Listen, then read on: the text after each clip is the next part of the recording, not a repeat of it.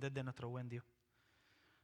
Padre, Señor, en esta hora venimos delante de ti, gozosos de haberte alabado, gozosos de haberte cantado como un solo pueblo, a una sola voz, recordándole a nuestra alma y a nuestro corazón el Dios grande que tenemos. Muchos hemos llegado a este lugar aquí hoy atribulados, quejumbrosos, dudando de tu bondad, dudando de tu amor, preguntándonos por qué tengo que ir a la iglesia hoy, preguntándonos por qué no tomar un descanso con tantas cosas que tengo que hacer en la casa, Señor. Te pedimos perdón, Señor, y te damos gracias porque a pesar de todas las quejas, de las dudas, de las incertidumbres, tú permitiste que estemos en este lugar, tú permitiste que te adoremos y estoy seguro que mientras te vamos alabando, nuestros corazones, Señor, van recordando quién eres tú. Nuestros corazones van recordando a qué hemos venido a contemplarte, Señor. Nuestros corazones te han suplicado que abras nuestros ojos, Señor. Y nuestros corazones han recordado que pase lo que pase, estamos bien contigo. Ya sea en la bendición o ya sea en las situaciones que humanamente parecen no ser de tanta bendición. Pero aún en esas tú estás formando el carácter de Cristo en nosotros, Señor. Gracias por Cristo. Amado Padre, te suplicamos, te rogamos, te imploramos que seas tú hablando a nuestros corazones ahora, Señor, para tu gloria y para tu honra, que en cada palabra, en cada frase, el predicador desaparezca y que las personas solo tengan en la mente a Cristo y solo te tengan en la mente a ti, Señor. Padre, te pido por estas amadas madres, hermanas, te pido por mis valientes hermanos, por esos esposos valerosos, hombres bíblicos, Señor, que ayuden a sus esposas en el cuidado de los pequeños, Señor, en lo que estamos en el sermón, Señor.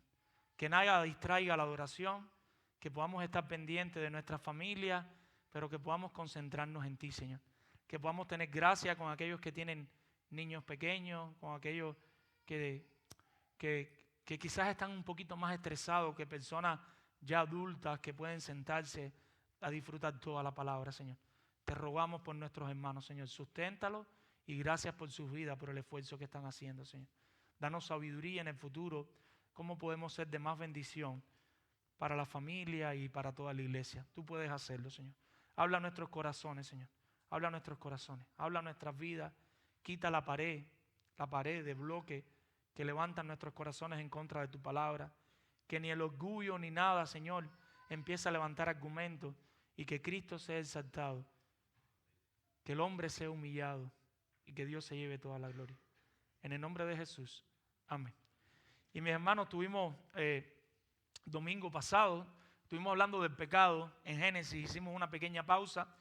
Los que llevan más tiempo viniendo a la iglesia podrán recordar que estamos haciendo una pequeña serie en estas epístolas pequeñas que se encuentran en la Escritura, como Segunda de Juan, después queremos predicar de Tercera de Juan, en algún momento de Judas, estuvimos hablando de Filemón, si recuerdan, y no por ser pequeñas, no significa que tienen un gran mensaje a nuestras vidas.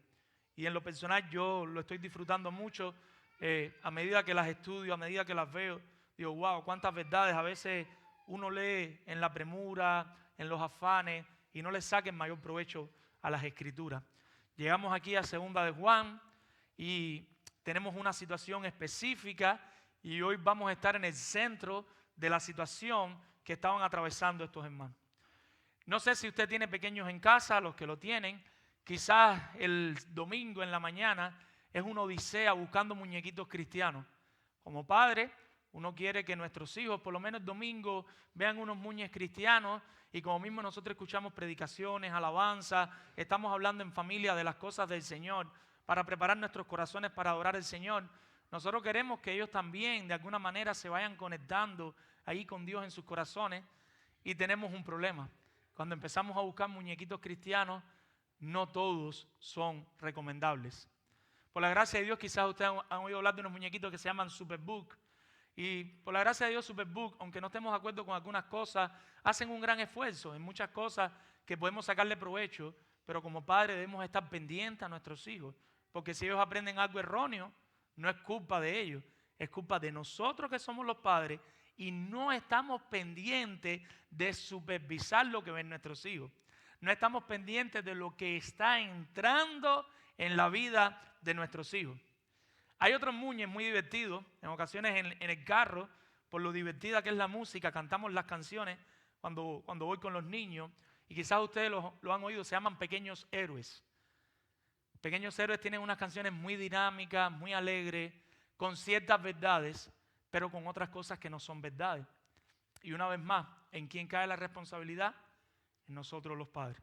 Hace un rato, antes de venir para acá, le pusimos a los niños uno de estos episodios y había uno en los que los pequeños héroes están buscando héroes y encuentran un héroe.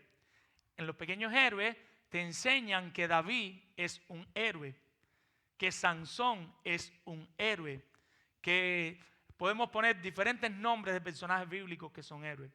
Y eso no es lo que enseña la Escritura.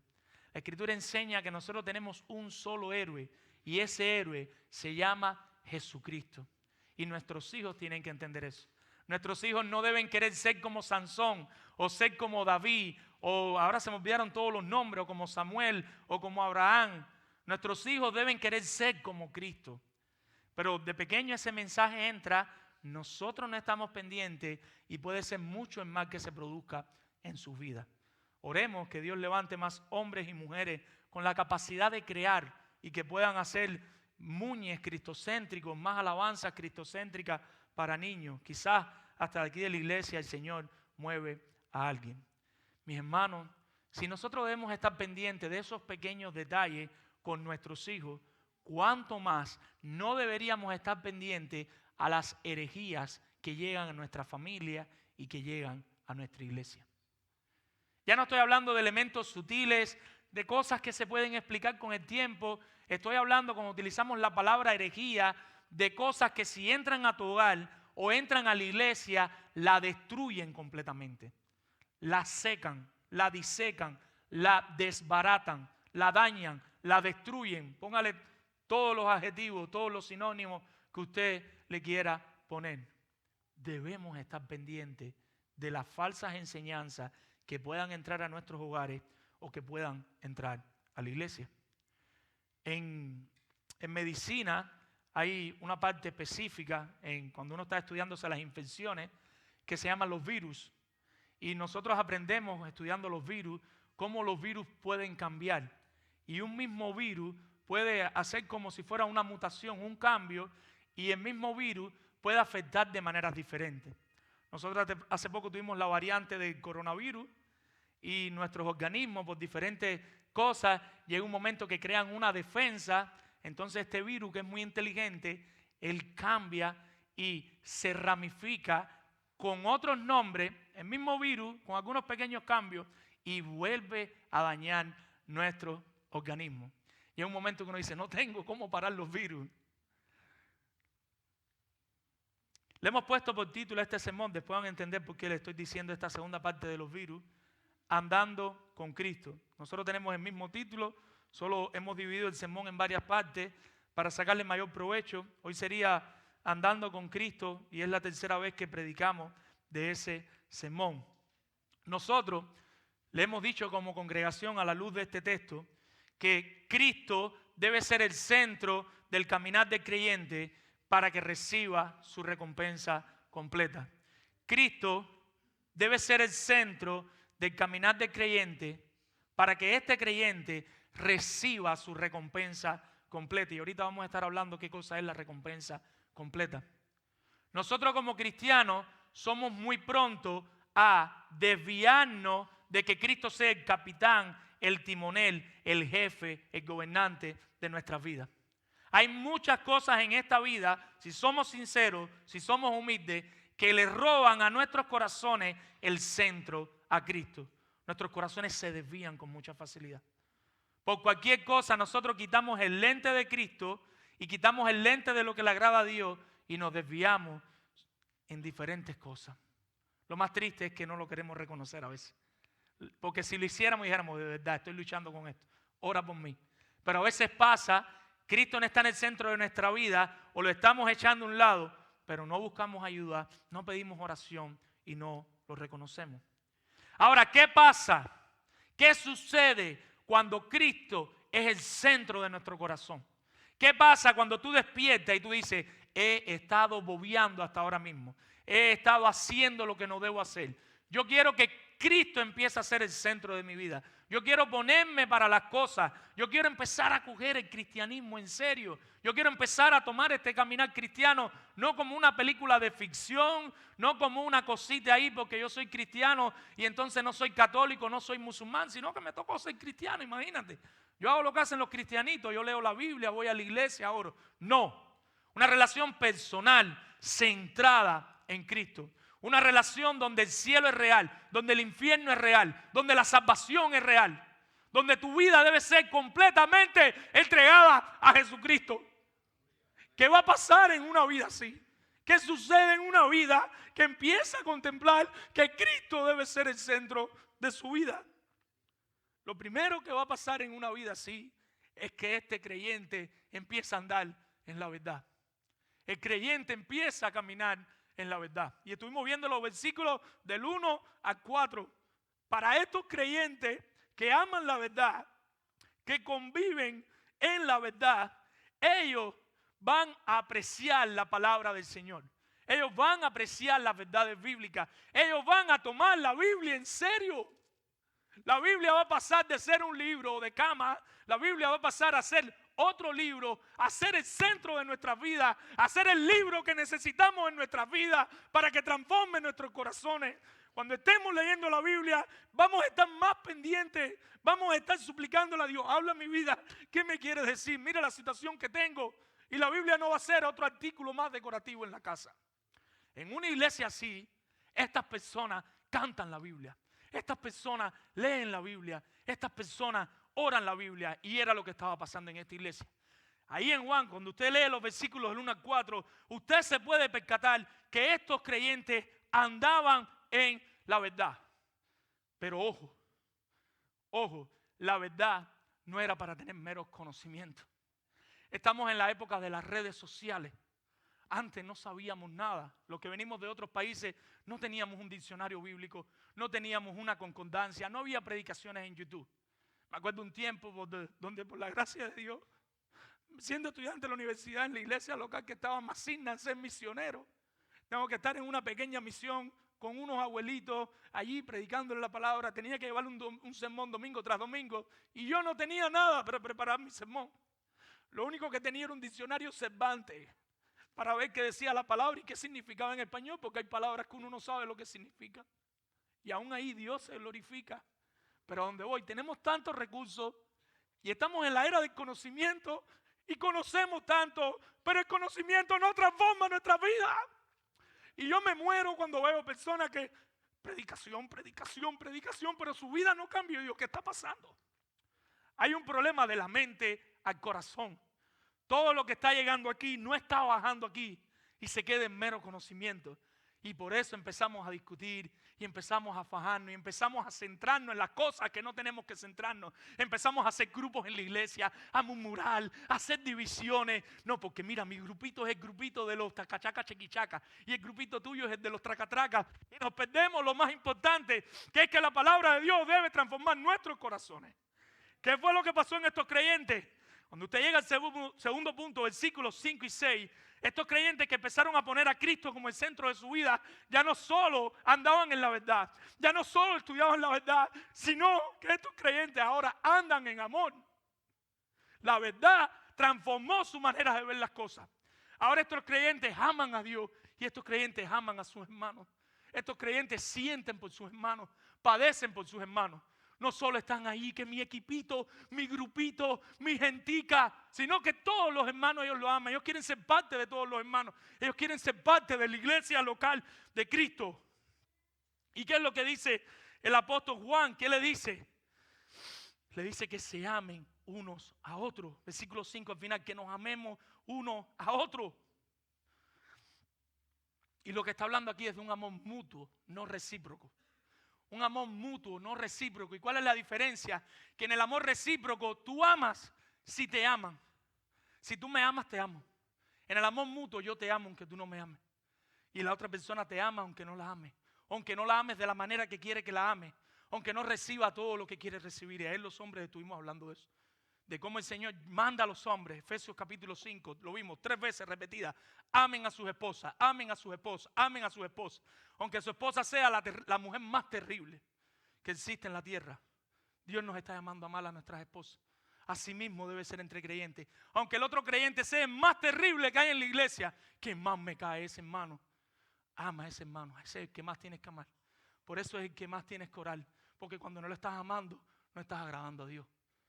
Lo que estás creciendo es en soberbia, en orgullo, como la jirafa. Estás por ahí arriba, tú y todas las demás personas están aquí abajo. Y tú te sientes superior, porque te sientes digno de lo que eres, y eso es pecado. Se llama orgullo. Jesús nos enseña cuál es el gran mandamiento en la ley. Otra manera de decirlo es como poder ver la ley a la luz de todas las escrituras, a la luz de toda la revelación. Y lo que Jesucristo y lo que el Nuevo Testamento nos enseña es que nosotros debemos verlo a través del lente del amor. Toda la ley que existe, que es real, lo vimos la semana pasada, porque hay gente que quiere quitar la ley y botarla. La ley se nos fue otorgada de parte de Dios para que aprendamos a vivir como a Dios le agrada. No la vamos a cumplir por nuestras propias fuerzas. Si no fuéramos orgullosos, nos va a empujar a Cristo a decir: yo no puedo, tengo que ir a Cristo. Pero no nos va a mostrar que no tengo que cumplir la ley. El Señor ama su ley. El Señor nos dio su ley. Su ley es preciosa, su ley es perfecta. Pero hay un elemento que es como un diamante en medio de todo, que llega a la luz del Nuevo Testamento. Es como si Jesucristo descodificara las cosas. Es como si todo se desbloqueara como una pantalla que se abre. Y ese principio es el amor. Y el Señor Jesucristo nos enseña. ¿Qué nos enseña el gran mandamiento? ¿En qué se resume? Amarás al Señor tu Dios con todo tu corazón, con toda tu mente, con toda tu fuerza. Pero viene un segundo mandamiento que es igual y muy importante. Amarás a tu prójimo como a ti mismo. Juan lo sabía, Juan estuvo con él. Juan se lo está recordando a estos hermanos, que el conocimiento no los vuelva locos, que el conocimiento los lleve a amar a Dios y amar a sus hermanos. Y él señala la palabra andar. Andar en amor. Versículo 6, al final, que andéis en amor. La palabra andar significa y tiene que ver con mantenerse. Porque es muy fácil arrancar, lo difícil es mantenerse. A veces nos va a pasar que conocemos un hermano y de pronto lo amamos. Qué lindo es este hermano. Pero cuando le empezamos a conocer los defecticos, cuando nos juntamos mucho, empieza a salir y dice: oye, pero mira lo que tiene. Oye, pero claro, si es pecador igual que tú. Y a medida que, y es lo que pasa en los matrimonios, que estamos tan cerca que nos conocemos hasta el color de los ronquidos, no sabemos todo. Por eso se vuelve difícil, porque andamos por ahí donde Dios nos manda. No, ahí es donde Dios, hay algunos que roncan aquí, no voy a decir levante la mano a los que roncan. Ahí es donde el Señor nos manda a permanecer en amor. A medida que ya tú dices: bueno, pero el pastor no es tan santo, nada. Yo lo veía ahí arriba, pero lo vi los otros días y vi que, no sé, que le habló feo al niño. Claro, mi hermano, yo soy un pecador igual que ustedes, mi hermano. Yo soy un pecador igual que ustedes, igual que cada uno de ustedes. Todos somos pecadores y todos estamos destituidos de la gloria de Dios. Gracias, mi hermano. Andéis en amor, trabajad por seguir amándonos en nuestras relaciones interpersonales. El amor debe llevarnos a ser obedientes. La obediencia debe llevarnos al amor. Debemos dejar de divorciar el amor de la doctrina. Nosotros vamos a los extremos. Ahorita hablaremos en otra situación que lo hacemos. Nosotros creemos que es solo conocimiento y no amor, pero hay otro grupo terrible que también es una herejía, que es solo amor y nada de conocimiento. Los dos extremos están mal. Conocer más a Dios te lleva más a Dios, a tus hermanos. Y a medida que vas amando más a Dios, a tus hermanos, también debes seguir conociendo de Dios. Es una espiral que no debe parar. Y llegamos a nuestro tercer punto. Quería recordar, hacía mucho tiempo que no hablábamos de esto. Traté de hacer un resumen lo más breve posible. Vamos a llegar ahora a los versículos del 7 al 11. Y una persona que tiene a Cristo como el centro de su vida, y este es nuestro tercer punto y el punto que estaremos enseñando lo más rápido que podamos en esta tarde. Tenemos bautismo y cena del Señor. ¿Cómo luce ese creyente? Ese creyente es uno que, y aquí viene el tercer punto, permanece en una enseñanza cristocéntrica. Permanece en una enseñanza cristocéntrica. Un creyente que anda con Cristo tiene que permanecer en una enseñanza que está centrada en Cristo. Una enseñanza donde Cristo es el centro de todo su conocimiento y es lo más valioso para su conocimiento. Por eso el hermano William nos leía versículos del 7 al 11. Cuando nosotros nos acercamos a nuestra Biblia, desde Génesis hasta Malaquía, nosotros vemos cómo todos los libros apuntan a Cristo. A medida que nosotros vamos viendo el pueblo de Dios y observando el pueblo de Dios, vemos cómo después que Adán y Eva pecaron, lo estuvimos estudiando, cómo todos los libros invitan y llaman a la necesidad de Cristo. Y Cristo empieza a acompañar a su pueblo de diferentes maneras, pero todo apunta a Cristo. Necesitamos a Cristo. Es Cristo el centro de nuestra palabra. Y asimismo, a medida que vamos avanzando en el Nuevo Testamento, desde Mateo hasta Apocalipsis, nosotros vemos en Cristo el cumplimiento de las cosas que necesitamos y vemos cómo Cristo está presente también en toda la Biblia.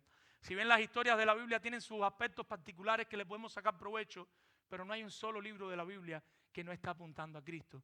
No hay una enseñanza en que en un sentido general Cristo no sea su centro. Le sacamos provecho a otras cosas buenas, pero Cristo es lo más importante y lo más provechoso. La historia de la redención del hombre que pecó en el huerto del Edén, todo el tiempo estuvo apuntando a la necesidad de un Salvador Redentor. Juan sabe esto. Él sabe que si extraemos a Cristo de nuestra enseñanza, lo perdemos todo. Si usted coge la Biblia y usted le quita a Cristo, la Biblia pasa a ser un libro de historia, como los libros de historia de Honduras, historia de Cuba, Salvador, Guatemala, México, Puerto Rico, Dominicana, Estados Unidos para la ciudadanía. Si usted quita a Cristo, nuestras Biblias pierden todo el valor y todo el sentido.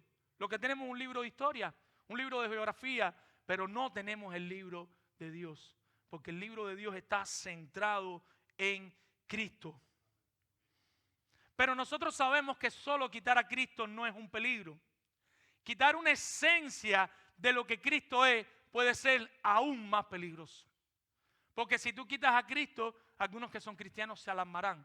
Pero si tú sigues presentando a un Cristo diferente, como ahora que hay Cristo homosexual, el Cristo negro, el Cristo nazi, el Cristo no sé qué, si tú le quitas una esencia a Cristo, eso aún es más peligroso todavía. Porque Cristo es quien dice la Escritura que es. Él es quien la palabra dice que lee. Y en ese es en el Cristo que hemos creído.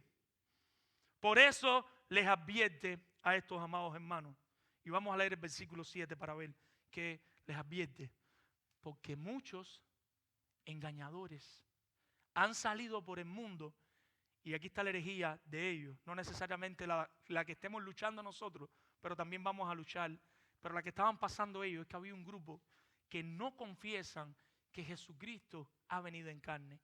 Quien esto hace es el engañador y el anticristo. Hay un grupo de personas que andan por ahí, por estas iglesias, alrededor donde estaba escribiendo Juan, enseñando que Jesucristo no había venido en carne. Que Cristo no había sido 100% humano. Y él dice que estas personas son unos engañadores, unos impostores. Y dice que estas personas son unos anticristos, son unas personas que se oponen a Cristo. Oponerse a una enseñanza de quién es Cristo te convierte en una persona que se le opone a Cristo completamente. Cuando tú te le pones a Cristo en algo pequeño, te le estás oponiendo en todo y te conviertes en un anticristo. La palabra en griego para anticristo significa oponerse al Mesías. Y en este contexto se opone a Cristo no uno que se pone en su lugar. Porque hay anticristos que son anticristos porque dicen, yo soy el Cristo. O sea, la persona dice, yo soy el Cristo, se convierte en anticristo. Estos no están diciendo que son el Cristo, sino que se están oponiendo a una parte de quién es Cristo. Cuando llegamos aquí a la epístola de Juan, como Juan es uno de los más longevos de los apóstoles, recuerden, Pablo escribe acabando de plantar la iglesia. Pedro escribe al principio, Juan pudo llegar un poquito más viejo. ¿Y cuál es el fenómeno? Que ahora Juan está viendo lo que pasó después que se plantaron las iglesias. Pablo, Pedro y la mayoría disfrutaron este proceso lindo de vamos a plantar una iglesia en Spring Hill, la plantamos. Vamos a plantar una iglesia en New Tampa, la plantamos. Vamos a plantar una iglesia en México, la plantamos. Ahora Juan, vamos a decir que viene 20 años después. Y ahora 20 años después dice, la iglesia que plantamos en tal lado está corriendo peligro de esta herejía. La iglesia que plantamos en tal lado está corriendo peligro de esta herejía. Ahora él está viviendo lo que viene después de la plantación. Ahora está en otra época y él tiene que advertir a los hermanos. Les quisiera leer un momentico primera de Juan 2:18. Está bien cerquita. Primera de Juan 2:18 dice la palabra del Señor. Voy a ir rápido. Hijitos, ya es el último tiempo y según vosotros oíste que el anticristo viene, así ahora han surgido muchos anticristos. No solo el anticristo, sino muchos anticristos. Por esto conocemos que es el último tiempo. Él está diciendo, estamos en el último tiempo, porque el anticristo viene, pero estamos en el último tiempo y lo sabemos porque han salido muchos anticristos. Y hay tres grupos de anticristos. El que se pone en el lugar de Cristo, los que niegan a Cristo Jesús como el Mesías, esos son anticristos. El que viene y dice, yo soy Cristo, es un anticristo. Todos esos que han venido, ¿saben? Y que subió hace un tiempo atrás, que falleció, y se empiezan a hacer pasar por Cristo. Cada uno que venga y se haga pasar por Cristo es un anticristo. Pero también están los que niegan a Cristo Jesús como el Mesías, como el Cristo. Son oponentes de Cristo, son anticristos también. Todo el que dice, no, Cristo, y usted ve los videos en YouTube, no, Cristo no es Cristo y Cristo no es Cristo, son anticristos, se están oponiendo a Cristo. Pero tenemos el tercer grupo que es el que estamos hablando. Y los dos primeros grupos no me preocupan tanto, ¿lo saben? ¿Por qué no me preocupan tanto? Porque abiertamente usted dice, falso, ese no es Cristo. ¿Qué va a decirme ese hombre con dinero y con los aviones esos que él ha escrito? Son mentiras. Y usted enseguida, a no ser, porque hay personas para todo. Había personas que lo siguieron, que le dieron dinero, que todo. No me acuerdo el nombre. Pero como esa hay varios. Como esa hay varios. Después viene el segundo grupo y te dice, Jesucristo no es Cristo. Pero tú que has experimentado el cambio que Dios ha hecho en tu vida, tú que creíste en Cristo un día, tú que te arrepentiste de los pecados, tú que sabes que Jesucristo está transformado completamente y ves la belleza de Cristo en las Escrituras, tú dices, Cristo sí es Cristo. Así que el segundo grupo tampoco te importa. Pero ahora viene el tercer grupo, que es el que me importa y el que me preocupa, y era el que le preocupaba a Juan. Y son los que extraen de manera sutil parte de quién es Él, ya sea en ocasiones negando que es Dios mismo, o sea, te dice Jesucristo no es Dios. Hay grupos de personas que dicen ser cristianos que niegan que Jesucristo es Dios. Súper peligroso, súper peligroso. Y hay grupos de personas que dicen ser cristianos, como en este caso, que niegan que Cristo fue humano. Niegan que Cristo haya venido en carne. Ahora Juan les advierte de las consecuencias nefastas de no estar pendientes de esta situación. Ahora a partir del versículo 8 Juan le va a decir, eso es muy peligroso. Cualquier grupo que quite una parte de la esencia de lo que es Cristo es muy peligroso. Y llegamos al versículo 8 y él les advierte, primero que todo, de la pérdida de la labor. La pérdida de la labor. Versículo 8. Mirad por vosotros mismos que no perdáis el fruto de vuestro trabajo, sino que recibáis, y aquí venía la palabrita que hablamos, galardón completo. Imagínense en la imagen de un sembrador, los que están acostumbrados al campo, que han vivido en el campo, conocen del campo, y tú tienes tu sembrado de plantas ahí completo desde pequeña y las fuiste abonando, las fuiste sembrando, las fuiste atendiendo. Las plantas generalmente que dan fruto, ellas sacan una florecita, ya tú tienes el campo que está lleno de florecitas. ¿Qué significan esas florecitas? Son muy buenas. Eso significa que esa florecita va a salir después un fruto y tú vas a poder disfrutar la cosecha. Pero de pronto te enteras que en una esquina del campo hay un virus que entró y empezó a dañar algunas de las plantas. Hay un hongo que entró al sembrado de alguna manera y empieza a dañar algunas de las plantas. Y ahora tú tienes que tomar una medida bien difícil. Ahora tú tienes que ver qué haces. Porque si no vas a perder todo el campo. Vas a perder toda la fruta. Así que tienes que actuar de manera rápida, fuerte, buscando la gloria del Señor. Juan dice, mirad. Y ese mirad, versículo 8, es en un sentido de estar despierto, de estar alerta. No es un mirar como una miradita, miren, no. Es un mirar en un sentido de vigilancia, de estén pendientes, mirad. No es como que ahora yo los miro por arribita, sino mirad de manera detallada en qué andan, qué están haciendo, a qué se están dedicando, qué están enseñando. Los apóstoles, los pastores, los plantadores habían estado trabajando, habían estado predicando la palabra, enseñando el evangelio, mandándole a las personas, pidiéndoles que creyeran en Cristo, que se arrepintieran. Ellos habían enseñado que Cristo había venido en carne y solamente a través de Cristo las personas podían tener salvación y vida eterna, o sea, una recompensa completa. Ellos habían enseñado que el que crea que Jesucristo es el Hijo de Dios, que se arrepienta de sus pecados y que entienda que solo en Cristo hay salvación, ese va a tener la recompensa completa, que es la salvación de nuestras almas. Ese tendrá toda la recompensa. Juan, ahora lo vemos haciendo un llamado no solo a predicar. Hasta aquí el llamado era vayan y prediquen, pero ahora el llamado no es solamente vayan y prediquen, sino también estén alerta. Ya no es solo vamos y prediquemos y plantaciones, ahora es planta, pero mantente alerta. Prediquen, tengan iglesia, pero estén pendientes de las cosas que puedan entrar en la iglesia. Como siempre decimos, los extremos son peligrosos. Hay iglesias que solo predican y evangelizan, y se convierten y predican y evangelizan, pero no velan por la doctrina. Y hay otras iglesias que solo velan por la doctrina, pero no predican ni evangelizan.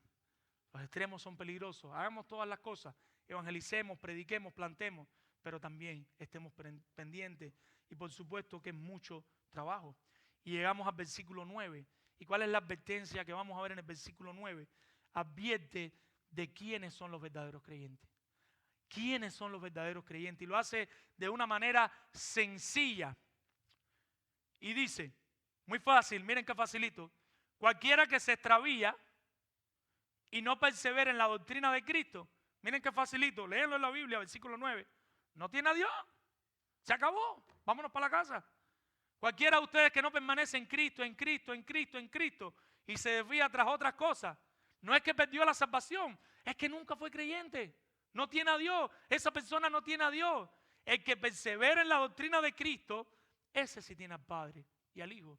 El que se mantiene en Cristo hasta el final, hasta el último momento, ese es el verdadero creyente.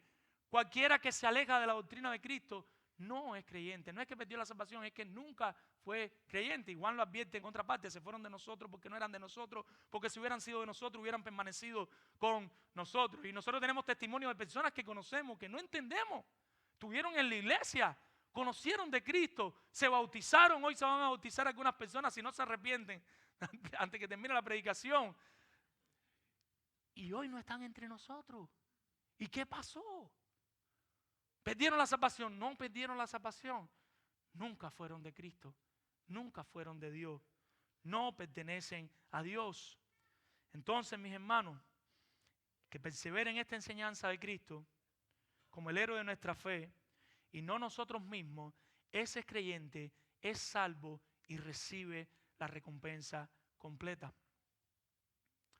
Y ahorita vamos a tocarlo, pero de manera muy inteligente, también Él nos está diciendo que Cristo es Dios. Igual no solo está afirmando que está mal creer que Cristo no es humano, sino que pone a Cristo al lado de Dios. Y dice, el que persevera, como en muchas otras partes, lo veremos al final, en la doctrina de Cristo. Y dice, él podría decirle, ese sí tiene al Padre. Y dice, ese sí tiene al Padre y al Hijo. Tiene a Cristo como Dios. Y versículo 10 y 11 viene la última advertencia que vamos a hacer. Y advierte de cuál debe ser nuestra actitud. Bueno, ¿qué hacemos con esto? Ya sabemos que hay un grupo de mentirosos por ahí que andan diciendo que Cristo no vino en carne, llevándolo al contexto de nosotros cualquier tipo de herejía. Ya sabemos también que hay personas que le creen y no nos jalan menos, no son creyentes, no van a tener la recompensa completa, no van a recibir la salvación. Dios permita que nosotros hayamos creído de verdad y nunca nos apartemos del Señor. Pero ahora todo el mundo se está preguntando, pero bueno, y Juan, ¿qué hacemos? ¿Qué debemos hacer? Y ahora él va a responder a eso, versículos 10 y 11. Y también lo hace muy sencillito. Si alguno viene a vosotros y no trae esta doctrina, miren qué fácil, mi hermano, es que es tan fácil. No lo recibáis, ni le digáis bienvenido. Lo siento mucho, pero este no es un buen lugar para ti. Si para ti Cristo no es el centro de tu vida, si para ti Cristo no es Dios, si para ti Cristo no es humano, este no es el mejor lugar para que tú estés con nosotros. Y no solo me refiero a la iglesia, Me refiero a toda nuestra vida. Porque el que le dice bienvenido, participa en sus malas obras. El que le dice bienvenido es tan culpable como él. En el siglo I, los maestros viajaban de un lugar a otro para llevar la palabra. No tenemos como ahora hoteles, no tenemos grandes instalaciones. Los maestros simplemente los enviaban, los verdaderos maestros, pero junto con los verdaderos iban los falsos. Pero los verdaderos maestros los enviaban, se iban con lo que podían. Y lo que se hacía era que ellos llegaban a casa de alguien y si en ese pueblo alguien los recibía, ellos se quedaban ahí. Se quedaban a vivir, comían de lo que le iban dando, iban enseñando los días que ellos estuvieran hospedados en ese lugar. Tan temprano como en los tiempos de Jesús, Lucas 10, versículos del 4 al 9, no lo vamos a leer, y vemos a Jesucristo que va a enviar a los 70, y cuando Jesucristo va a enviar a los 70, sobre todo en el versículo 7, que es el que le voy a leer, le dice: pasad en aquella misma casa, comiendo y bebiendo lo que estos te den, porque el obrero es digno de su salario. No os paséis de casa en casa. Lo que estoy diciendo, y quiero que nos centremos hoy, es había una hospitalidad desde los tiempos de Jesucristo para los maestros. El maestro salía, alguien, una familia, Dios tocaba su corazón, los hospedaba. Tú tenías que aprender a comer arroz, huevo, tortillas. Tú no podías decirle, no, pero a mí no me gusta. No, los que quieren ser misioneros y pastores, regulen el menú. Hay que aprender a comer de todo. Y de lo que te dieran ahí, tú ibas a comer, ibas a estar todo el tiempo que estuviera haciéndose la labor y después ibas a partir. Nosotros íbamos a Hechos 16:15 y en Hechos 16:15 se nos cuenta la historia de Pablo. Pablo está predicando en Filipos y hay una mujer llamada Lidia que por la gracia de Dios, Dios prosperó su negocio. Dios permitió que el negocio de tela, ella tenía un negocio de pintar telas y de pintar ropa, y aquello prosperó. Y Dios le proveía buen dinero a Lidia. Lidia tenía buenas finanzas. Tanto así que le dijo a Pablo y a los que lo acompañaban: vengan conmigo y vamos para mi casa. Y Pablo les predica, las personas se convierten, las personas se bautizan. ¿Y sabe qué le dijo Lidia? De aquí ustedes no se van. Ustedes se quedan aquí conmigo. Lo está diciendo en el buen sentido de la generosidad. Según cada cual pueda, porque quizá usted no puede nadie, y esto es sorprendente, porque en mi poca experiencia como pastor, desde Cuba y ahora aquí en Estados Unidos, he visto que a veces las personas que menos tienen, no siempre, pero a veces las personas que menos tienen son las más generosas. Yo he estado con personas que no tienen nada y me han regalado unas malangas, unos boniatos, me han regalado un pescado, pastor. Dice, pero si usted es más pobre, que se te cae la cara de vergüenza, tú le dices, mi hermano, no, llévate eso para allá, yo tengo más que tú. En este caso, una mujer que tiene y es bien generosa y le dice, ustedes no se pueden ir. Entonces vemos en los tiempos de Jesús la hospitalidad, vemos en los tiempos de Pablo, años 50, años 60, vemos la hospitalidad. Si damos una miradita por el Antiguo Testamento, vemos que esto no es nuevo. Nosotros vemos a los profetas Eliseo, Elías, y nosotros vemos como las personas decían, no, no solo te quedes aquí, te vamos a hacer una casa para que tú te quedes en la casa y tú estés aquí, tú nos enseñes y tú nos traigas la palabra de Dios. Yo no estoy hablando de prosperidad, que nadie se me aparezca con una casa. Por la gracia de Dios ya tenemos donde vivir. No quiero que nadie confunda el mensaje. Estoy diciendo, hay un principio en toda la Biblia de hospitalidad. Llegamos a Jesús y está, Antiguo Testamento está, llegamos a Hechos y está. Y nosotros llegamos a Tercera de Juan, que no vamos a predicar ahora, vamos a predicar después y ahí sí hablaremos de esto. Los que estuvieron en la clase de misiones lo hemos hablado.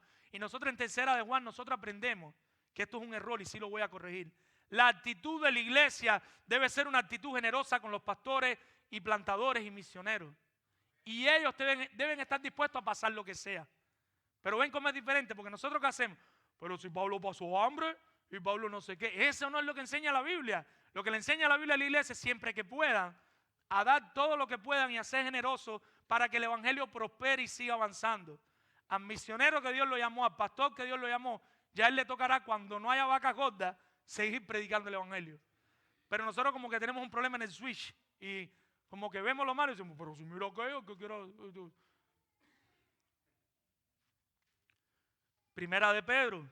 ¿Y qué aprendimos? También los apóstoles y pastores y misioneros. Ya no hay apóstoles, mis hermanos. Los pastores y los misioneros, los apóstoles en aquel tiempo, no sé que alguien me diga ahora que es apóstol.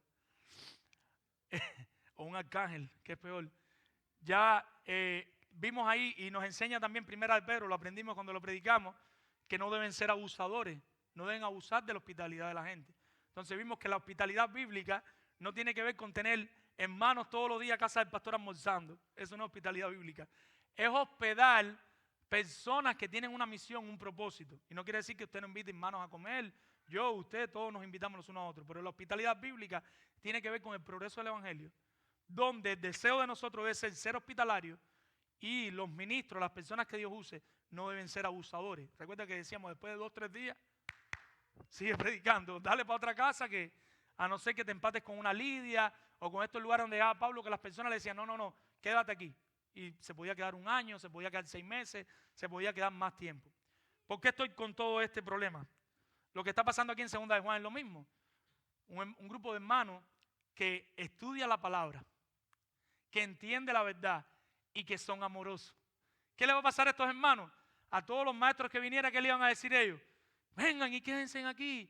Vengan y quédense aquí. No, aquí hay comida. Lo que tenemos lo compartimos. Quédense aquí con nosotros. Como Juan conoce el corazón de esta gente, Juan le está diciendo, ojo. La generosidad y la hospitalidad es bíblica, pero tienen que tener un detalle pendiente. Tenemos que estar pendientes de la doctrina de a quienes vamos a hospedar como creyentes, de a quienes vamos a acoger en nuestro hogar como creyentes, porque es muy peligroso. Se puede dañar tu hogar y se puede dañar toda la iglesia. Y eso es lo que está haciendo Juan en este momento. Él le está diciendo, tienen que empezar a tener discernimiento teológico. Y por eso es tan importante que la iglesia estudie a Cristo, que la iglesia estudie teología, que la iglesia sepa quién es Dios, quién es Cristo, lo que Cristo hizo. Y en su momento lo estaremos estudiando con más fuerza todavía, porque si no lo estudiamos no vamos a poder detectar cuando entren las herejías a nuestra iglesia. Ojo con la comunión eclesiástica. La comunión continua con un falso maestro puede infectar a una persona. Y eso es ya personal a ustedes. Si usted tiene mucha yunta en su trabajo, en su lugar, con una persona que pertenece a una secta religiosa, una herejía, tenga cuidado. Porque todos los días ahí con la herejía, todos los días con la herejía, ese virus se puede transmitir a usted y usted también se puede infectar. Pablo, 1 Corintios 5:6, nos recuerda, un poco de levadura leuda a toda la masa. Y un poquito en el contexto, capítulo 5, del 1 al 3, él nos recuerda que había una persona inmoral que debe ser disciplinada por la iglesia. Si no se arrepiente, debe ser apartada de la comunión, debe ser sacada de la membresía para que la inmoralidad no se esparza a otros. Cuando nosotros tenemos un miembro de la iglesia viviendo en pecado y no lo sacamos de la membresía, no es que no pueda venir a la iglesia, eso lo hablamos un día, pero no puede seguir participando del liderazgo, no puede seguir participando de nosotros. Esa persona cree que está bien, porque viene los domingos y ofrenda. Tiene que saber, las puertas están abiertas y ojalá te arrepientas, porque todo propósito de disciplina en la iglesia es para que la persona se arrepienta. Y la persona tiene que tener claro, cuando lo estamos sacando de la membresía, que él no es creyente, porque un creyente se arrepiente después de 1, 2, 3 llamados, se arrepiente. Si no se arrepiente, te estamos sacando de la comunión y lo que te estamos diciendo, tú no eres un verdadero creyente. Para que la persona despierte y diga, wow, porque si tú lo dejas viviendo en la mentira, él sigue perdiéndose y perdiéndose y perdiéndose. Así mismo con los falsos maestros. Si un falso maestro viene y porque tú eres tan amoroso, es que yo soy una buena persona, yo tengo un gran corazón. Mi hermana, pero está enseñando una herejía, una mentira que va a dividir la iglesia. Pero es que yo soy tan buena. Debemos apartar a esa persona para que recapacite y se dé cuenta que lo que está haciendo está mal. Juan deja claro que no pueden recibir a un falso maestro en su casa, mucho menos tener yunta. ¿Saben lo que es una yunta? Juntos. Si lo haces, eres tan culpable como el falso maestro. Hay una frase popular, la voy a decir como la dicen en mi país, quizás usted la conoce diferente, y dice, tan culpable es el que mata la vaca como el que la aguanta la pata. No sé si en su país existe esa frase. ¿Qué significa? Para matar una vaca, varias personas la aguantan y se mata. En Cuba es ilegal matar vacas. Tú no puedes matar tu vaca. Quizás por eso en sus países no tienen la frase. Entonces, ¿en Cuba qué significa eso? Que el que aguanta la pata a la vaca, que es ilegal matarla, y el que la mata, van a cumplir la misma sentencia. Usted es tan culpable de la herejía como el maestro que le enseña. Si usted le abre las puertas a la iglesia, si usted sabe que está enseñando una herejía y no lo confronta, o no se acerca a alguno de los pastores o a alguno de los líderes de la iglesia. Y usted no se siente preparado teológicamente para confrontarlo, pero de alguna manera le empezó a dar vueltas. ¿Qué extraño está lo que me está diciendo esta persona. Esto yo nunca lo he escuchado en esta iglesia. Llevamos tiempo predicando el evangelio por la gracia de Dios, tratando de predicarlo de manera fiel. Y cuando tú pasas tanto tiempo predicando el evangelio de manera fiel, aunque tú no sepas todo, pero tú empiezas a desarrollar unos sentidos que cuando tú oyes algo extraño, tú dices, esto está extraño. Si usted no le informa, si usted no lo confronta, usted está culpable, pero tan culpable como la persona que está enseñando la herejía. El Señor nos ayude. En el contexto histórico, nosotros vemos que en la época de Juan, un poco antes, a principio del ministerio de Juan, existía un grupo que se llamaban los gnósticos. Le decían el gnosticismo. Y estas personas enseñaban algunas herejías, como por ejemplo, conectaban la salvación con una experiencia de revelación individual y esotérica. Esotérica significa exclusiva, específica. Ellos creían que solo eran salvos aquellos que tenían una experiencia súper extraordinaria, y no solo súper extraordinaria, sino que tenían como un conocimiento aparte que nadie más podía tener. Como una especie de Power Ranger, que ellos eran los que más sabían. Solo esas personas enseñaban los gnósticos que podían ser salvos. Ese virus, como veíamos ahorita, se empezó a ramificar, y una de las ramificaciones fue el docetismo. Del gnosticismo salieron varias, como siempre pasa, se crea un grupo herético, y de ese grupo herético entonces salen los no sé qué, de los no sé qué, los no sé qué, de los no sé cuántos, y se dividen en no sé cuántas cosas. Por eso le doy gracias a Dios por las confesiones bíblicas, y qué bueno tener una confesión en esta iglesia, porque cuando tú no tienes una confesión, cada uno tiene su propia confesión, y lo que se crea es las 180 iglesias nuevas, la iglesia de Juan, la iglesia de Pedro, la iglesia de Perico. ¿Y a dónde quiero llegar con esto?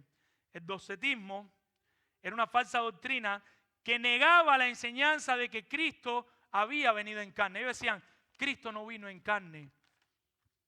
Ellos sostenían que Cristo solo parecía ser humano, así que no se dio una encarnación real, ni un Salvador divino que pudiera morir como expiación por los pecadores.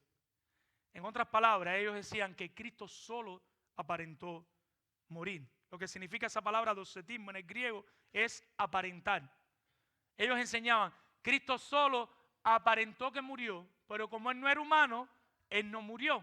Ellos creían que le estaban haciendo un favor a Cristo, y lo que estaban haciendo era desaparecer el cristianismo. Estaban echando el cristianismo por la borda. Igual les está advirtiendo a estos hermanos lo peligroso que es esta enseñanza. Esto es súper peligroso. Decir que Cristo no fue humano es tan peligroso como decir que Cristo no es Dios, por dos razones. ¿Cuáles son? Porque si Cristo no viene en carne, entonces Cristo no nos puede redimir de nuestros pecados. Si Cristo no fue completamente humano, Él tenía que ser humano para poder convertirse en nuestro sustituto. Nosotros somos pecadores y nosotros merecemos el infierno. Nosotros íbamos camino al infierno. Para nosotros poder ser salvos, alguien tiene que pagar la culpa que nos tocaba a nosotros como pecadores, porque si no, Dios no es un Dios justo. Y para que Dios pueda derramar la culpa sobre los pecadores, Cristo se pone en nuestro lugar para que nosotros podamos ser quitados, y Él lleva como sustituto humano nuestra culpa. Se necesitaba un sacrificio perfecto por nuestros pecados. Como mismo se ofrecían aquellos animales, se necesitaba un sacrificio de una vez y para siempre que pudiera absorber toda la ira de Dios una vez y para siempre. Y eso fue lo que hizo Cristo en su humanidad, entregándose en la cruz del Calvario, tomando sobre sí mismo nuestros pecados, y sufre en nuestro lugar, y así nos redime. Por eso Cristo necesitaba ser humano. La Biblia enseña que Jesús fue 100% Dios. Vamos al versículo 3 y 9, yo estoy terminando ya. Al final del versículo 3, ahí mismo Juan nos dice, recuerda cuando lo estudiamos, sea con vosotros gracia, misericordia y paz de Dios vuestro Padre y del Señor Jesucristo. Y dice, Hijo del Padre, en verdad y amor.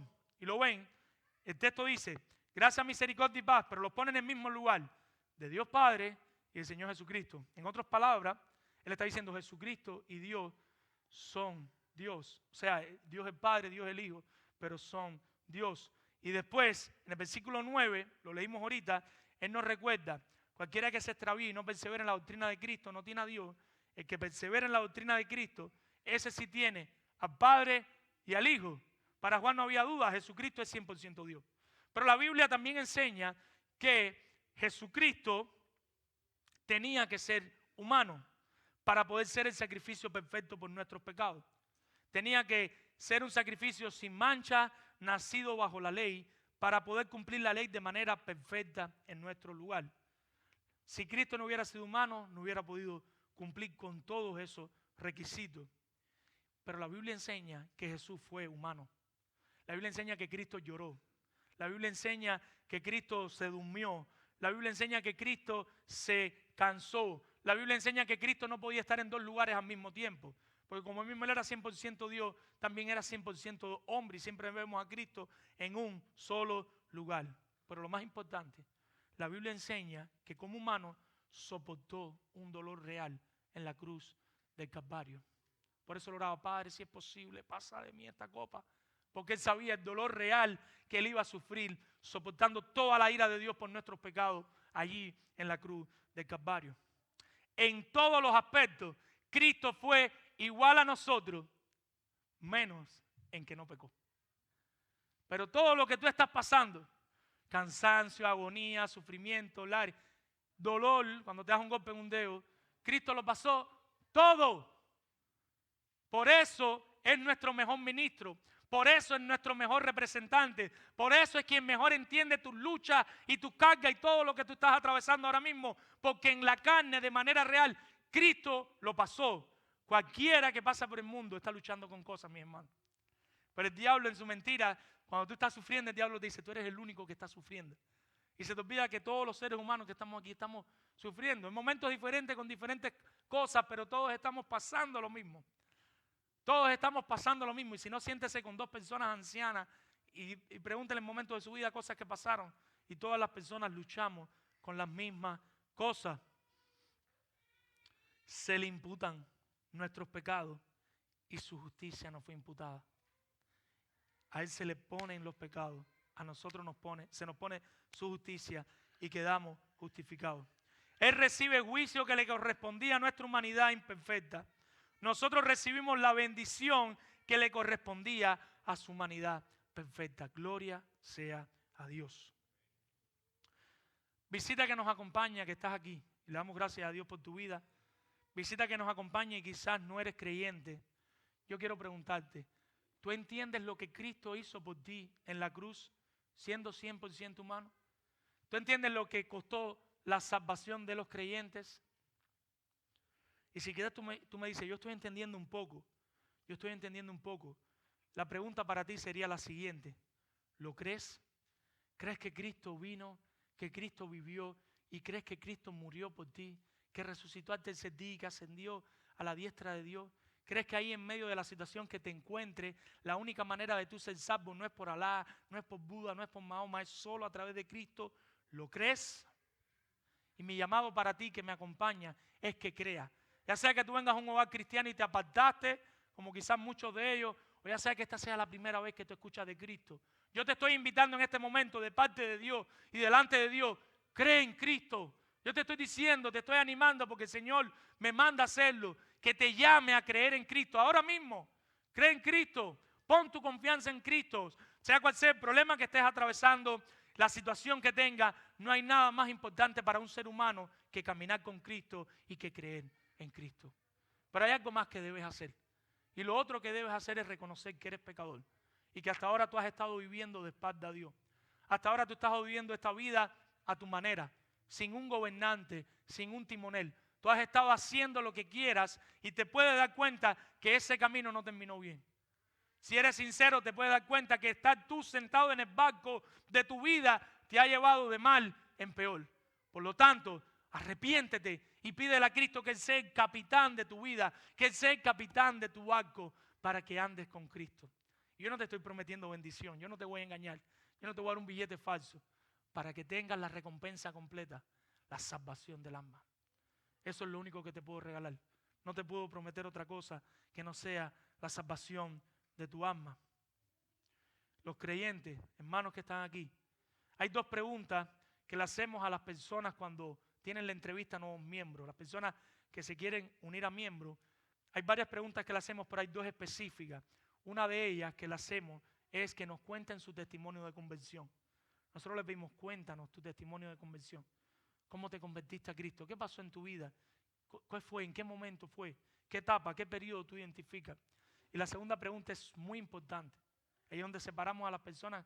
Queremos quedarnos con una persona y le preguntamos, ¿cuál es tu entendimiento del Evangelio? ¿Qué tú entiendes del Evangelio? ¿Por qué hacemos esto? Y nos podemos equivocar, nosotros no somos Dios. Pero nosotros queremos cerciorarnos que las personas que entran a la membresía de Palabra de Vida se han convertido realmente. Ellos entienden el Evangelio, ellos creen el Evangelio y ellos son verdaderos creyentes.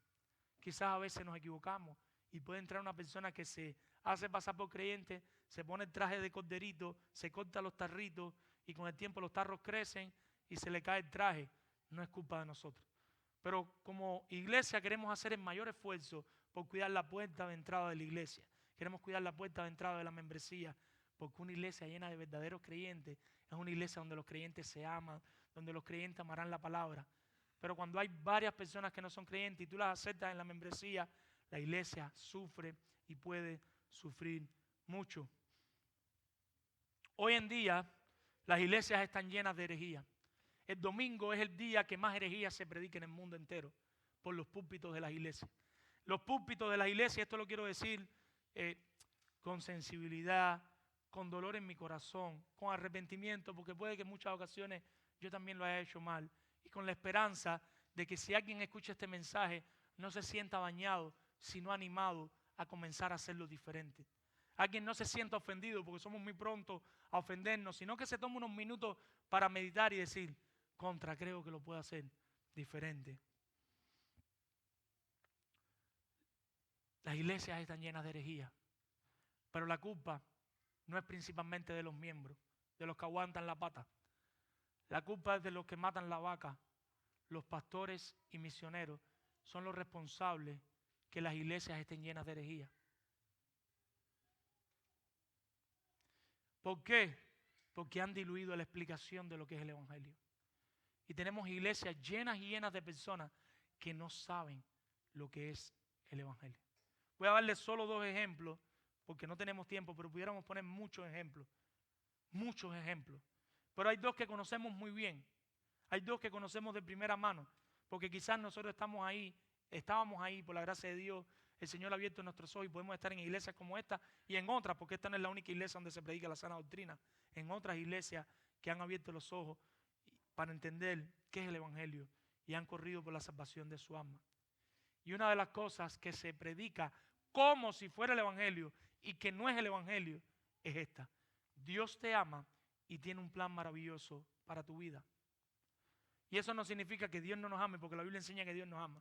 Y que Dios no tiene un plan maravilloso para nuestras vidas, que es que nos parezcamos más y más a Cristo. Lo que a veces el plan maravilloso es: te va a bendecir, te va a prosperar, te va a dar todo lo que necesites. No aclaramos. Pero ¿cuál es el peligro? Que ese no es el Evangelio. El peligro no es Dios te ama y tiene un plan maravilloso para tu vida. El peligro es que yo termine de predicar aquí y le diga: Dios te ama y tiene un plan maravilloso para tu vida. ¿Cuántos lo creen? ¡Amén! Salvos para el cielo. Ese no es el Evangelio. Y cuando hacemos eso, estamos enviando personas al infierno. Hay otro ejemplo que también, y lo digo con dolor, de verdad, en mi corazón. Y es: ven a la iglesia, acepta a Cristo ahora mismo y tu matrimonio se va a arreglar.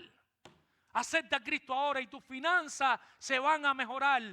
Ves por allí y das $100 y Dios te va a dar 1,000. Ves y das 1,000 y Dios te va a dar 1,000. Aleluya, aleluya, vamos, da. Y eso no significa, Dios te va a sanar del cáncer. Y eso no significa que Dios no te puede prosperar, que Dios no puede sanar del cáncer. Estamos orando por varios hermanos que están luchando contra enfermedades difíciles. Eso no significa que Dios no puede arreglar tu matrimonio. Estamos orando por matrimonios que están pasando situaciones difíciles. ¿Y qué matrimonio no ha pasado una situación difícil? El peligro es que ese no es el Evangelio. Y cuando tú dices a las personas: creen esto y vas a ser salvo, los están mandando al infierno, porque ese no es el Evangelio. Yo no estoy tirándole a la enseñanza, que hay cosas por supuesto malas, pero hay cosas rescatables. Dios puede sanar, Dios puede prosperar, Dios te ama. Pero cuando tú vendes eso como si fuera el Evangelio, las personas nunca son salvas. Las personas nunca se van a salvar.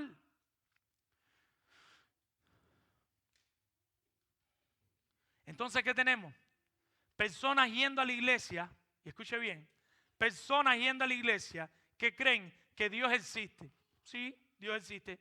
Que creen que puede hacer milagros. Sí, Dios puede hacer milagros. Que creen que Dios los ama. Bueno, si creíste en Cristo y te arrepentiste de tus pecados, pero que no creen en el mensaje del Evangelio. Tenemos personas que saben muchas cosas, tienen mucho conocimiento, pero no conocen lo esencial, lo central, que es a Cristo y a este crucificado.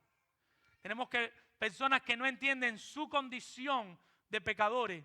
Nadie les ha explicado, tú eres un gran pecador, tú le diste la espalda a Dios, tú estás viviendo mal delante de Dios, tienes que arrepentirte. ¿Y qué puedo hacer? Cree en Cristo para salvación. Cristo es el Hijo de Dios, a pesar del pecado Cristo vino. Y nosotros no ponemos a las personas a recitarnos teológicamente perfectamente. Los que me han acompañado en la entrevista saben que los ayudamos, porque no estamos buscando como un conocimiento de seminario, pero queremos que las personas entiendan en su corazón que son pecadores y que necesitan a Cristo. No hay otro camino, Él es el único camino, la verdad y la vida. Necesitan creer en Cristo, necesitan arrepentirse de sus pecados. Primero a los Corintios capítulo 15, el apóstol Pablo lo deja claro. Este es el evangelio que predicamos, en el cual si perseveráis sois salvos. ¿Y cuál es? Crean en Cristo, arrepiéntase de los pecados. Adán y Eva pecó, el pecado entró en la humanidad y tú te convertiste en pecador. Cree en Cristo, corre a Cristo. Amados hermanos, por lo tanto, a menos que pase un milagro, las iglesias evangélicas mandan millones y millones de personas cada domingo al infierno. Por la gracia de Dios usted está aquí. Y esas son más razones para que usted le dé gracias a Dios. Cuando digo usted está aquí, yo no estoy hablando en palabras de vida. Estoy hablando en todas las iglesias, que no son muchas, pero que domingo tras domingo hacen un esfuerzo por predicar fielmente el evangelio. No somos exclusivos. Esta no es la única iglesia. Cuando digo usted está aquí es que usted está viniendo a una iglesia donde se esfuerzan por predicar el evangelio fielmente. Y como ustedes, muchos otros hermanos en otros países y en otros lugares. Pero es solo por la gracia de Dios. Porque nosotros también pudiéramos estar ahí.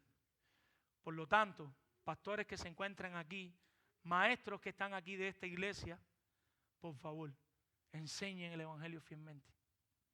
Por favor, enseñen el evangelio fielmente. Iglesia, ¿de qué vale todo el esfuerzo que estamos haciendo? ¿De qué vale todas las horas que estamos invirtiendo? Estamos quitando a veces tiempo a nuestra familia, estamos en varias cosas al mismo tiempo, estamos haciendo un sacrificio para que el reino de Dios avance, para que las personas conozcan la sana doctrina, para que las personas vean la belleza de Cristo. ¿De qué vale todo esto si bajamos la guardia y dejamos que la herejía entre a nuestros hogares y entre a nuestras iglesias? ¿De qué vale? De repente toda la iglesia se viene abajo y en muy poco tiempo toda la labor que hemos hecho se desploma. Mis hermanos, es bien agotador predicar la sana doctrina. Predicar la sana doctrina cansa. Tener que de verdad estudiarte el texto, qué significan las palabras, el contexto, buscar diccionario, estudiar, orar, estar ahí, porque de verdad tú quieres presentar lo que dice la palabra de Dios, porque tú entiendes que no hay otro mensaje que darle a la iglesia. Eso cansa, mis hermanos. Eso cansa, y sobre todo cuando lo tienes que repetir varias veces. Lo mismo, no es lo mismo ir a dar una conferencia en un lugar un día que tener que domingo tras domingo predicarle a tu iglesia local. Pero hay algo que cansa más que eso, y es estar pendiente de las herejías. Mi esposa lo sabe de primera mano. Si hay algo que de verdad estresa a un pastor, es velar la salud de la iglesia. A veces estás con tu sermón, la conferencia que tienes que predicar, y de pronto un hermano pone una publicación de una cosa que tú sabes, que quizás el hermano con buena intención lo hizo, pero que tú sabes el daño que le puede dar a la iglesia, y en ese momento tienes que coger y dejar todo lo que estás haciendo, buscar un libro de teología, ponerte a leer, para entonces poder aclarar cuando ponen algo que no es correcto. Y eso cansa, mi hermano, eso agota. ¿Sabes? Ustedes se preguntan, pero el pastor no pone predicaciones en el grupo de vida. Mis hermanos, ayúdenme, por favor. Poner predicaciones, yo no puedo ver todas las predicaciones que todos ustedes ven. Yo no sé lo que está entrando a la iglesia. En el chat de hombres ponemos predicaciones, dejamos que pongan, pero en el grupo de vida hemos decidido que sea un chat de información. Amémonos, mis hermanos, informemos, compartamos. Sigan teniendo conocimiento, pero estamos en la era del superconocimiento y donde queremos que todo el mundo escuche lo que nosotros estamos conociendo. No sé por qué está pasando eso, pero esa es la era. Pero ¿cuál es el peligro, mis hermanos? El peligro o la pregunta es, ¿a qué evangelio le estás abriendo las puertas en tu casa? Ahora la puerta de la casa está más abierta, porque ahora la puerta de la casa es solo prender una pantalla. Y mi pregunta para ti sería, ¿qué predicadores estás escuchando? ¿En qué estás invirtiendo el tiempo? Y te animo. Hay buenos libros de teología que te podemos recomendar. Te animo a echarte una semana sin ver ninguna predicación de YouTube. Y no quiere decir que un día no la veas, es bueno escuchar alguna predicación de vez en cuando y empezar a leerte un libro de teología. Te animo a empezar a leerte un libro de consejería bíblica, cristocéntrica, que le haga bien a tu familia, a tu matrimonio. Las 2 horas de predicación que le dedicas a la semana, las 5 horas de predicación, no dejes de hacerlo, hoy alguna, pero empiecen a leer un libro, empiecen a leer la Biblia, pero sobre todo estemos alerta de la falsa doctrina. Necesitamos como iglesia que todos estemos pendientes, que todos estemos vigilantes. Una sola mentira puede hacer mucho mal. Hermanos, cuando predique, cuando enseñen en la iglesia, cuando estén en la entrevista de nuevos miembros, estemos vigilantes y recordemos y prediquemos siempre el Evangelio. Vamos a orar. Padre, Señor, gracias por el privilegio de predicar tu palabra, Señor. Gracias por poder hablar de Cristo y por poder hacer esta advertencia a la iglesia, Señor, de que estemos pendientes de todas las herejías que puedan entrar a la iglesia. Ayúdanos a mantenernos fiel a gota, pero ayúdanos a mantenernos fiel, Señor.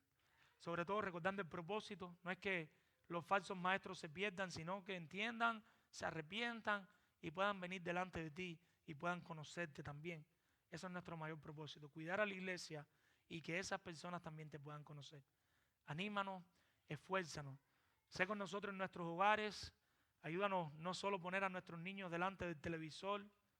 Sé con aquellos padres que le dan un celular a su niño horas y horas y no saben lo que están viendo, lo que están haciendo. Todos podemos pecar en eso.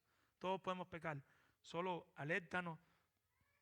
Ayúdanos a pedir consejos y ayúdanos cómo cuidar, Dios, todas las mentiras que se llenan nuestros hijos y de las que nos llenamos nosotros mismos que ya somos adultos, Señor.